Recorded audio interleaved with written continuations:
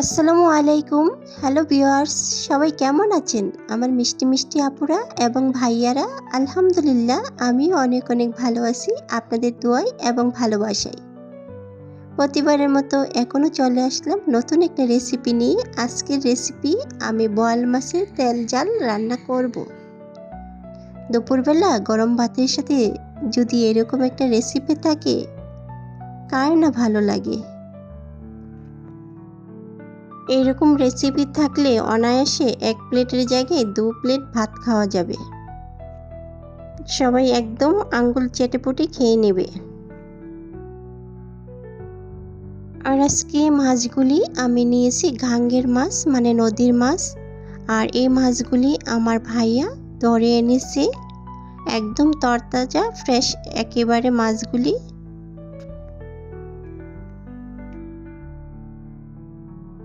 মাছগুলি কেটে আমি অফ ক্যামেরায় পরিষ্কার করে নিয়েছি।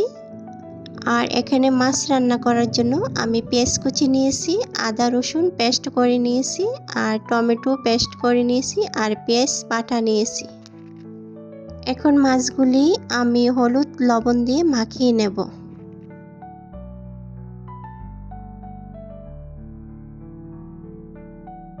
মাছগুলি আমার মাখানো হয়ে গেছে। এই পর্যায়ে চুলায় একটা প্যান বসিয়ে দিলাম। আর প্যানটা গরম হওয়ার পরে রেগুলার সাদা তেল আমি দিয়ে দেব। আর আপনারা চাইলে সরিষার তেল দিয়েও রান্না করে নিতে পারেন। আর আমার কাছে সরিষার তেলের ফ্লেভারটা ভালো লাগে না, তাই আমি রেগুলার সাদা তেল দিয়ে দিলাম। তেলটা গরম হওয়ার পর আমি একে একে মাছগুলি দিয়ে দিতেছি।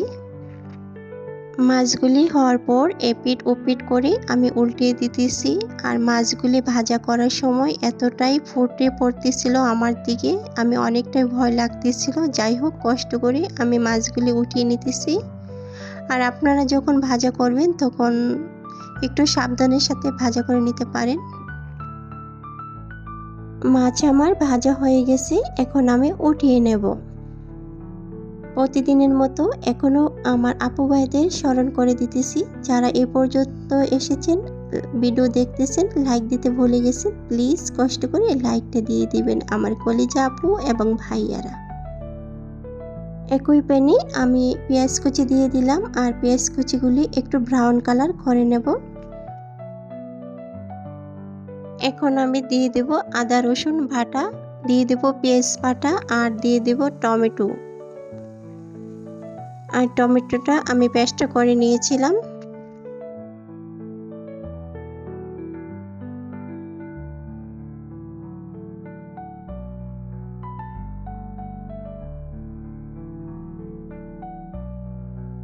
আর অফ ক্যামেরায় আমি পানি অ্যাড করে দিয়েছিলাম যাতে পড়ে না যায়। এ পর্যায়ে আমি অ্যাড করে দেব গুঁড়ো মশলা, আর দিয়ে দিলাম মরিচ, হলুদ, লবণ, ধনিয়া, জিরা। এখন আমি ভালো করে মিশিয়ে নেব।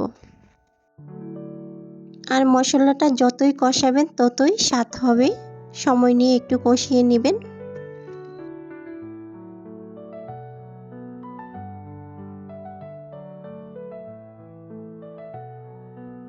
মশলাটা আমার কষানো হয়ে গেছে, এখন ভেজে রাখা মাছ আমি অ্যাড করে দেব। আর মাছগুলির মধ্যে আমি মশলা দিয়ে দিতেছি যাতে এপিট ওপিট লেগে যায়।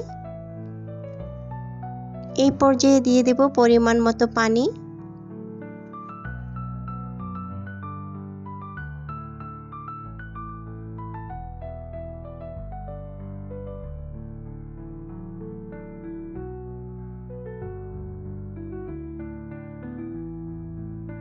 এখন দিয়ে দেব কাঁচা মরিচ। কাঁচা মরিচ দিলে ভালো একটা ফ্লেভার আসে। আর আজ আমি ধনিয়া পাতা অ্যাড করব না।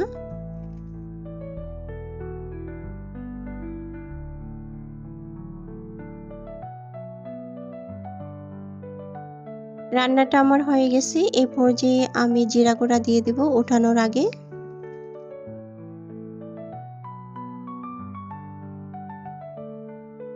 আর দেখেই বুঝতে পারছেন কতটুকু ইয়াম্মি হয়েছে, কালারটা দেখে বোঝা যাচ্ছে। আর দেখতে দেখতে ভিডিও শেষ প্রান্তে। সবাই ভালো থাকবেন, সুস্থ থাকবেন। আল্লাহ হাফেজ। আসসালামু আলাইকুম।